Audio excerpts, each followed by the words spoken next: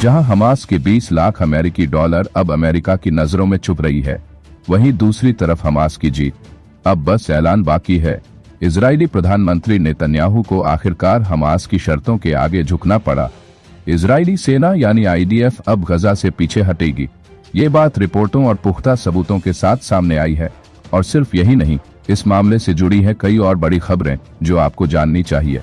अदब, नमस्कार, मैं हूं आपका मेजबान अनीस अंसार और आप देख रहे हैं ग्लोबल आवाज। आप सभी का तहे दिल से खैर मकदम है। तो चलिए करते हैं आगाज। आज की सबसे बड़ी और पहली खबर गजा से एक बेहद अहम हकीकत। इसराइल ने गजा के हर रास्ते को बंद कर रखा है। एक तरफ समुंदर है जहां से निकलने का कोई रास्ता नहीं, और दूसरी तरफ रफा बॉर्डर जो इस वक्त इसराइल के कंट्रोल में है। इसी रास्ते से खाने पीने और जरूरी चीजें गजा पहुंचती थीं, लेकिन अब इसराइल उन्हें अंदर नहीं जाने दे रहा। असल बात तो ये है, अगर हमास के फाइटर्स को खाना, दवा और हथियार पहुंचने दिए जाते तो शायद अब तक इसराइल की सेना हार मान चुकी होती। लेकिन फिर जो खबरें आ रही हैं उससे आपको गजा के जज्बे का अंदाजा हो जाएगा। यह बात जेरूसलम पोस्ट ने अपनी रिपोर्ट में कही है, जो एक इजरायली अखबार है। सूत्रों के अनुसार हमास के साथ जो संभावित समझौता हो सकता है, उसमें इजरायली सरकार इस बात पर राजी हो सकती है कि इजरायली सेना आईडीएफ फिर से गजा की वही सुरक्षा सीमा अपना ले जो जनवरी में लागू थी।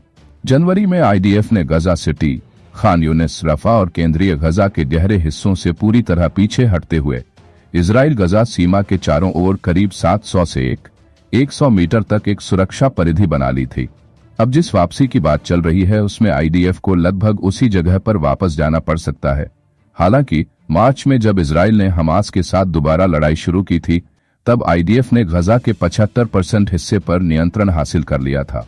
वहीं दूसरी तरफ अमेरिका की कार्रवाई, हमास की फंडिंग में इस्तेमाल हुई क्रिप्टो करेंसी जब्त करने की मांग।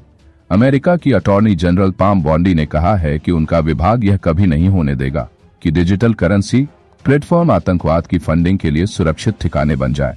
मंगलवार को जारी एक बयान में अमेरिकी न्याय विभाग डीओजे ने लगभग 20 लाख डॉलर की डिजिटल करेंसी को जब्त करने की कार्यवाही शुरू की है, जो हमास की आर्थिक मदद के लिए इस्तेमाल की जा रही थी।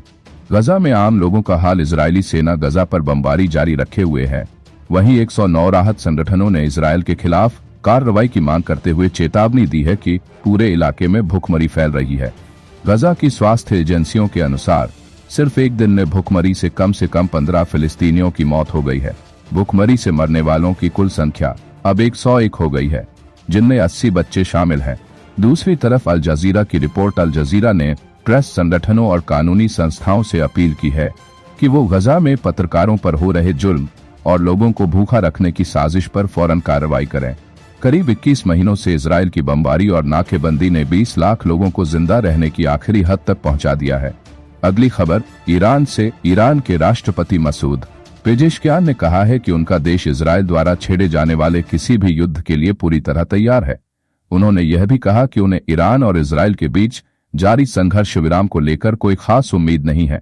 साथ ही उन्होंने यह स्पष्ट किया कि ईरान अपने परमाणु कार्यक्रम को शांतिपूर्ण उद्देश्यों के लिए जारी रखेगा। पेजेश्कियान ने यह बयान बुधवार को अल जजीरा को दिए एक विशेष इंटरव्यू में दिया, जो कि पिछले महीने इजराइल के साथ 12 दिन तक चले संघर्ष के बाद उनका पहला प्रमुख इंटरव्यू माना जा रहा है। इस संघर्ष में अमेरिका ने इजराइल का समर्थन करते हुए ईरान की परमाणु स्थलों पर हमले किए थे। गजा की जमीनी हकीकत हो, ईरान का कड़ा रुख या फिर इजराइल अमेरिका की रणनीति, हर पहलू पर आपकी नजर होनी चाहिए और वो नजर ग्लोबल आवाज आपको देता रहेगा। अगर आप ऐसी ही खबरें पूरी सच्चाई और गहराई के साथ रोजाना चाहते हैं तो चैनल को सब्सक्राइब करें, वीडियो को लाइक करें और कमेंट में अपनी राय जरूर बताएं।